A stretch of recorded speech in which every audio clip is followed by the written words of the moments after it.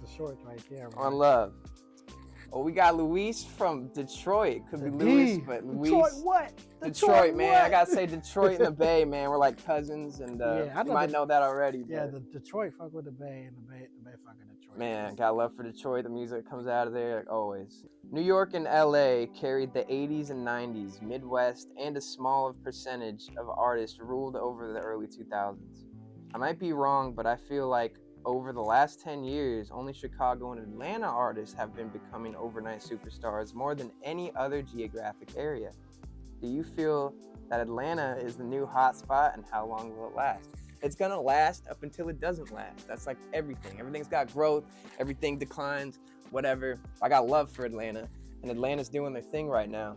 And it's not a bad thing. It actually creates competition. So it just makes me want to be a better artist. Like, you know what? I'm trying to put on for the Bay. I want the Bay to be the new Atlanta hotspot. You know what I mean? I got love for all cities, and yeah, Atlanta's definitely doing their thing. I don't know how long it's gonna last, but it doesn't look like it's coming to an end anytime soon. Honestly, I feel Atlanta is slowing down. You do? I feel like there's a lot from what I've been Because watching. of repetition and oversaturation, huh?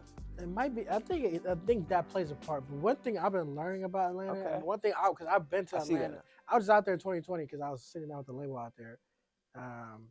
But one thing I learned and I've seen out there, and also now over the years, now we're getting to this point, what I've learned is that there's a lot of activity. When I say activity, like violent activity, you know, a lot of like, for instance, the whole situation with Young Thug and Gunna, free Young Gunna, free Young Thug, free Gunna, and it's like, you know, like seeing like how the police force and how the raids and work out there. It's just like, I feel like there's a whole scene out there that isn't being commercialized, that's behind the scenes, that is kind of running down Atlanta from its potential. I feel like it hit its peak already. Okay. And I feel like a lot of artists I've been seeing are coming out the Carolinas, a lot of from KC, Kansas City and stuff like that, Louisville.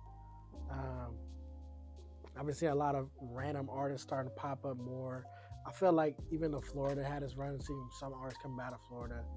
But I feel like Atlanta was a hot spot, but I feel like, and at the end of the day, just like Detroit, Atlanta is very entangled with the Bay Area. There's a lot of Bay Area culture and people out in the Bay, vice versa, Atlanta out this way. And I feel like very brother and sister, or very cousin and cousin like. And I feel like Atlanta will always be doing its thing. It'll always be popping. There'll always be new artists from there.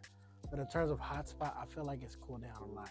Damn. And I think people just got to do their own research and look into what I'm talking about. But at the end of the day, they have contributed a lot to hip hop in the last 10 years.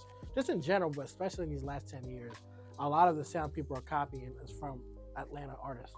Yeah, and that actually made me realize after I said my answer, I feel like the oversaturation of how hot they are. Like when something becomes so attractive, everyone starts doing that. And then that kind of dumbs it down. That kind of makes it stagnant to where it's like, all right, we need something new now. So to double up on what I said earlier, yeah, I think it could be actually towards the end in a sense.